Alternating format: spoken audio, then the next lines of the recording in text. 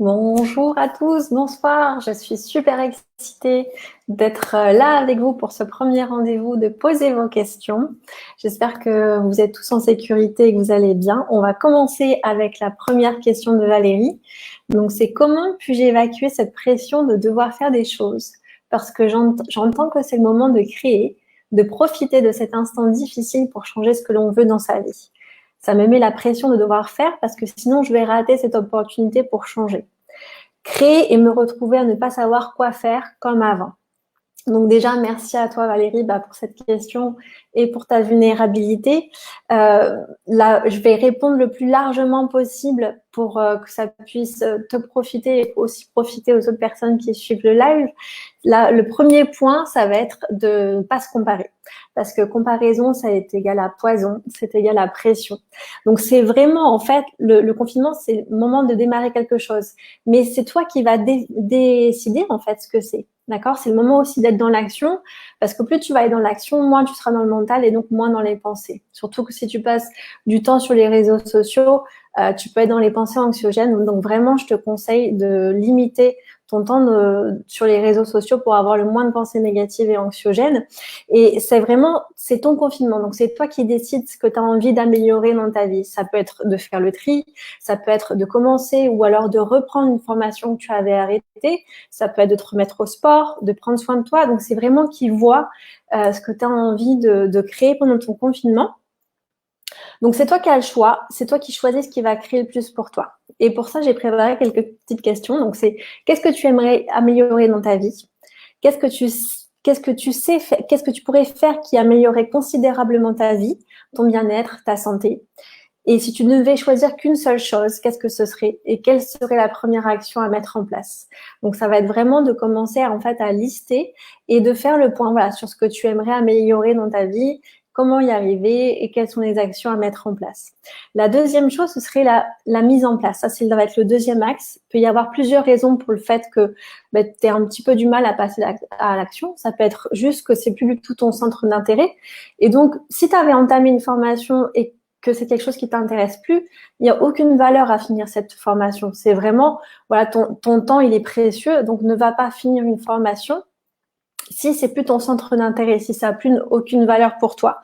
La deuxième chose, c'est peut-être que tu fais trop de choses à la fois. C'est-à-dire que si tu es comme moi, tu es curieuse et en fait, tu vas te lancer dans plein de projets.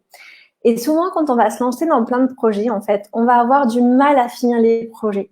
Donc vraiment, la clé du succès, ça va être de se focaliser sur un projet, d'accord, pour pouvoir le mener à bien. Et ça va aussi nous permettre d'augmenter, si vous voulez, notre capital confiance, en fait. On arrive à finir les choses. Voilà, on ne fait pas que commencer, on commence quelque chose et on le finit.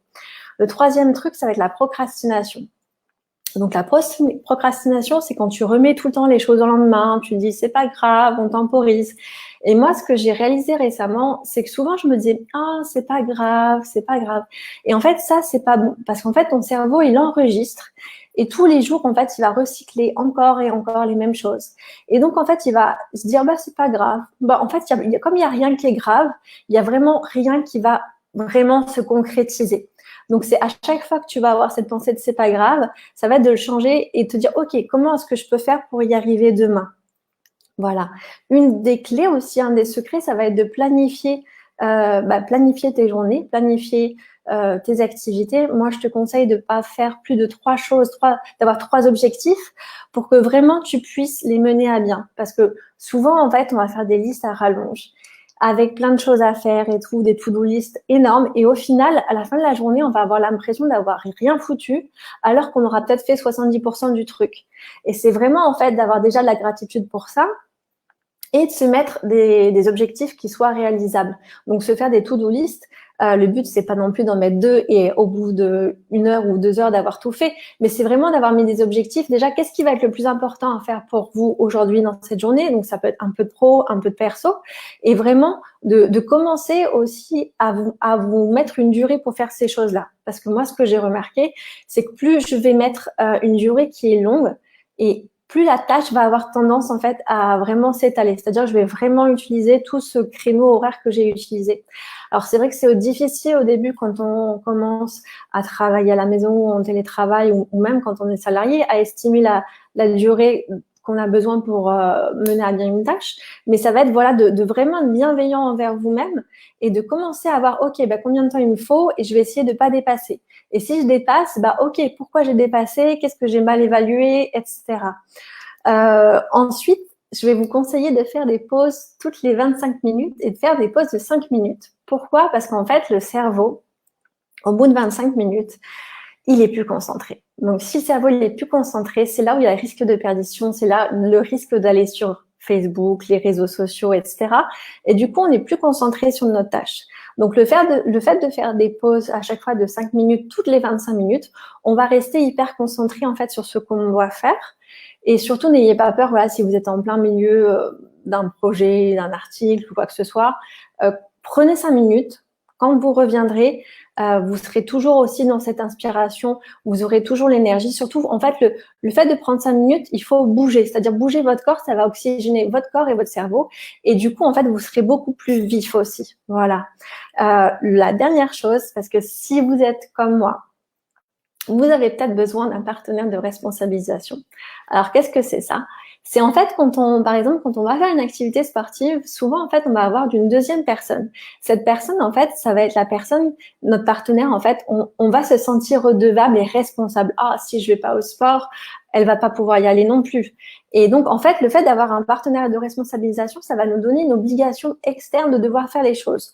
Donc, moi, j'avais remarqué quand j'ai créé mon blog il y a 3 ans, en fait, j'avais créé une team autour de moi, on avait les mêmes objectifs et ça a vraiment marché parce que toutes les semaines, en fait, on se réunissait toutes les 4, on était un petit peu partout dans le monde et on se réunissait pour savoir, ok, toi, t'as avancé sur quoi, etc. C'était quoi tes problèmes, tes challenges, quels étaient tes wins de la semaine. Et en fait, le fait d'avoir fait ça, en 3 mois, on avait toutes créé nos blogs et ça, c'était vraiment génial. Donc, si vous avez besoin d'un partenaire de responsabilisation, c'est pas un défaut, c'est commencer aussi à se connaître et savoir comment on fonctionne pour vraiment qu'on puisse mettre en place des stratégies et des choses qui vont marcher. Donc, je vais récapituler pour Valérie. Donc, la première chose, ça va être pas de comparaison, parce que comparaison, c'est égal à poison, donc c'est égal à pression. Donc, la deuxième chose, ça va être la mise en place, donc de regarder si c'est toujours quelque chose qui est pertinent pour toi, si c'est toujours quelque chose qui te motive, si c'est un problème de planification, etc. Et là, j'ai oublié la troisième chose qui est super importante, c'est se féliciter. Donc, se féliciter, c'est-à-dire à chaque fois qu'on va réussir une tâche, on va se féliciter, on va se dire à voix haute, ouais, c'est super, je suis fière de toi. Pourquoi? Parce qu'en fait, plus on va faire ça, et plus notre cerveau, il va enregistrer ça. Et ça, en fait, ça va nous encourager à se dépasser à chaque fois. Et c'est en fait un comportement, des pensées, des affirmations qui sont positives et qui vont s'ancrer en nous, d'accord? Donc ça, c'est vraiment important de se féliciter à chaque fois. Et en fin de journée, de faire un point, un bilan sur votre journée, donc sur ce qui a fonctionné, ce qui n'a pas fonctionné, quelles sont les pistes d'amélioration. Moi, là, en fait, ce que je remarque, c'est que d'écouter la musique, en fait, sur YouTube, ça fonctionne pas. Parce qu'en fait, je vais aller regarder les clips, etc. Du coup, je suis plus du tout présente. Donc, ce que j'ai décidé, c'est d'écouter la musique que sur mon téléphone. Comme ça, j'ai pas d'image, j'ai pas de distraction et je reste focus. Donc, c'est vraiment, en fait, de commencer à analyser aussi vos journées, qu'est-ce qui a fonctionné, qu'est-ce qui a pas fonctionné pour vous, d'accord? Donc, je vais récapituler cette fois les 3. Donc, le premier, ça va être pas de comparaison, parce que comparaison égale poison égale pression. Donc, ensuite, ça va être la mise en place. Comment est-ce que vous pouvez mettre en place la planification? Et troisième, c'est se féliciter. Voilà. Donc, la deuxième question, c'est la question de Sonia, donc qui est esthéticienne. Donc, je suis esthéticienne, je n'ai donc plus aucune source de revenus depuis l'annonce des premiers cas. Je suis très inquiète. Je n'aurai pas de rentrée d'argent pendant toute une partie du mois et je crains que la période de confinement ne soit prolongée. J'ai des charges et des fournisseurs à payer. J'essaye de relativiser car nous sommes tous dans la même situation, mais c'est difficile. Comment faire pour se libérer de ces inquiétudes par rapport à l'argent? Donc déjà, merci à toi Sonia pour cette question. Et sache que c'est tout à fait normal d'être inquiet en ce moment. Je pense qu'on l'est un petit peu tous et une situation qui va nous toucher tous durement et plus particulièrement les entrepreneurs. Il y a des aides qui sont mises en place. Maintenant, je vais te donner quelques outils pour justement être un peu plus sereine par rapport à ce qui se passe. Donc, le premier outil, ça va être la gratitude. Moi, c'est un outil que j'adore parce que c'est vraiment un outil qui est ultra puissant. Donc, ça va être de commencer en fait à lister toutes les choses pour lesquelles tu peux être reconnaissante. Donc déjà d'avoir un toit, d'avoir une maison, d'avoir à manger, d'avoir des vêtements, d'avoir aussi cette période qui est là à disposition pour pouvoir commencer à réfléchir à ce que tu aurais aussi envie de créer. Voilà, pour ceux qui me suivent depuis le début de cette situation, vous savez que pour moi, le confinement, c'est vraiment une chance, c'est vraiment une occasion de se réinventer, de se poser des questions et de faire aussi évoluer et d'adapter son business, en fait. Ça va être aussi une occasion de sortir de sa zone de confort parce qu'il y a peut-être des choses que vous aviez envie de faire et que vous n'osiez pas faire, mais là, vous êtes dos au mur et donc c'est aussi une occasion de vous réinventer. Donc comme je disais, la gratitude c'est un outil puissant et quand tu vas élever ta vibration, parce que c'est ce que tu fais quand tu exprimes ta gratitude, tu vas attirer à toi encore plus d'abondance. Ça c'est la loi d'attraction, donc je te conseille de faire ça tous les jours, d'être dans la gratitude tous les jours par rapport à ce que tu as déjà. Et tu peux aussi regarder ton compte bancaire et même si ça te contracte en fait de voir les dépenses, juste de voir ton solde et d'avoir déjà de la gratitude et de dire ouais, merci pour l'argent, merci déjà pour tout ce que j'ai. La deuxième chose, ça va être de changer tes pensées. Donc, il faut savoir qu'on a à peu près 60 000 pensées à la journée. Donc, ça fait beaucoup. Et la majorité, en fait, ce sont des pensées qu'on va recycler encore et encore. D'où l'importance, en fait, d'avoir des pensées qui soient positives. Parce qu'en fait, c'est comme si on avait une cassette qui tournait en permanence. D'accord? Donc, on va venir reprogrammer là tes pensées par rapport à l'argent. Et il faut savoir que chaque mot, chaque pensée que tu as, c'est une route express pour créer ton futur. Donc, si tu as des pensées négatives par rapport à l'argent, c'est ce que tu vas attirer, c'est ce que tu vas finir par obtenir. OK? Donc, vraiment, à chaque fois, il va falloir que tu surveilles tes pensées négatives et que tu les remplaces par une affirmation. Donc, par exemple, je manque d'argent, tu peux dire j'ai assez d'argent sur mon compte bancaire et dans mes poches. Je ne peux pas me permettre ceci en ce moment. Tu peux dire, pour le moment, c'est pas juste une priorité financièrement. Et aussi, il y a énormément d'affirmations sur YouTube. Donc, n'hésite pas à aller voir sur YouTube. Il y a énormément d'affirmations positives que tu peux écouter le soir avant de t'endormir ou dans la journée pour vraiment commencer à reprogrammer ton cerveau, reprogrammer tes pensées. D'accord? Tu peux aussi utiliser les questions parce qu'en fait, quand tu es dans une affirmation, dans le statu quo en disant « ouais, je manque d'argent, j'aurai pas assez d'argent ou je vais finir à découvert », comme je te disais, tu es en train de créer ça. Si tu poses une question, tu vas ouvrir le champ des possibilités et tu vas commencer à voir tout ce qui est disponible pour toi. Donc, ce serait par exemple de poser la question, qu'est-ce qu'il faudrait pour que je gagne de l'argent aujourd'hui? Comment puis-je créer aussi de l'argent aujourd'hui en étant vraiment la plus ouverte possible? C'est-à-dire que si ta source de revenus, c'est d'être esthéticienne, c'est les soins, c'est les épilations, etc., là, c'est sûr que tu vas pas avoir de revenus par rapport à ça. Et tu peux aussi te poser la question, quelles sont les autres ressources de revenus que j'ai à ma disposition? Et en fait, d'aller commencer à explorer, OK, quelles sont mes autres sources de revenus? Alors, la source de revenus la plus immédiate, ça va être de vendre des choses, même si en ce moment, ça va être un peu compliqué de vendre des choses, mais tu peux déjà préparer ça. C'est aussi l'occasion de faire le tri, donc de séparer certaines choses.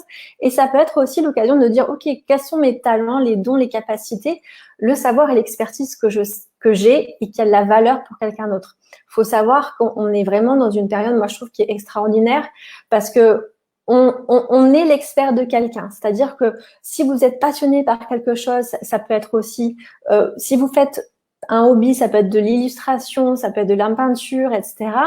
Ça, c'est une passion, vous pouvez en vivre. Ça peut être d'écrire des livres, etc. Donc, ça va être de commencer à regarder toutes ces choses-là, en fait, ce que vous savez faire, ce que vous aimez faire et qui peuvent avoir de la valeur pour quelqu'un. Il y a beaucoup de gens, en fait, qui vont en fait aller acheter des formations en ligne parce que soit ils n'ont pas le temps d'aller en présentiel ou parce qu'ils préfèrent le faire à la maison à leur rythme, etc. Donc ça peut être aussi une des possibilités, d'accord? Donc ça va être de faire le point en fait sur toi, quels sont tes dons, tes capacités et vraiment comment est-ce que tu peux utiliser ça pour créer une source supplémentaire d'argent. Le troisième point, ce serait d'avoir de la clarté financière par rapport à ton activité. Donc, quel est ton chiffre d'affaires des 6 derniers mois? Quelles sont les prestations que tu as plus vendues et leur part dans ton chiffre d'affaires? Quelles sont tes marges? Et du coup, tu vas pouvoir voir quelles sont les prestations qui sont les plus profitables. Qu'est-ce que ça te coûte en termes de temps, en termes d'énergie, en termes d'argent? Une fois que tu auras fait ça, tu peux aussi rajouter ton niveau de satisfaction. Quelles sont les prestations qui te font le plus kiffer? Et du coup, ça va te permettre de voir vraiment, en fait, quels sont tes best-sellers, en fait. Et du coup, te focaliser vraiment là-dessus et tu vas peut-être pouvoir enlever des prestations qui au final sont pas du tout rentables. Donc ça va être vraiment d'avoir cette vision-là. Et tu peux aussi déjà commencer à réfléchir à tes actions pour que quand tout ça se sera passé, tu vas pouvoir réouvrir ton institut, tu seras déjà prête en fait. Tu n'auras pas perdu de temps. Il y a bientôt la fête des mères qui arrive, la fête des pères. Et qu'est-ce que tu peux créer d'autre par rapport à ça et par rapport à ton activité? C'est le moment aussi de libérer ta créativité. Donc, je vais récapituler pour Sonia. Donc, le premier point, ce serait vraiment d'être dans la gratitude par rapport à déjà tout ce que tu as, tout ce que tu possèdes. Ensuite, ça va être de changer tes pensées et pour ça, tu peux utiliser les affirmations et les questions pour attirer à toi plus d'argent. Et la troisième chose, ce serait vraiment de faire le point sur ton activité professionnelle, d'avoir vraiment cette clarté financière pour vraiment, en fait, voir quels sont les produits, tes prestations qui sont les plus rentables. Voilà. Écoutez, j'espère que vous avez aimé cette vidéo. Si vous l'avez aimée, likez-la, partagez, commentez. Et je vous dis à très bientôt. Prenez soin de vous. Ciao. Bye.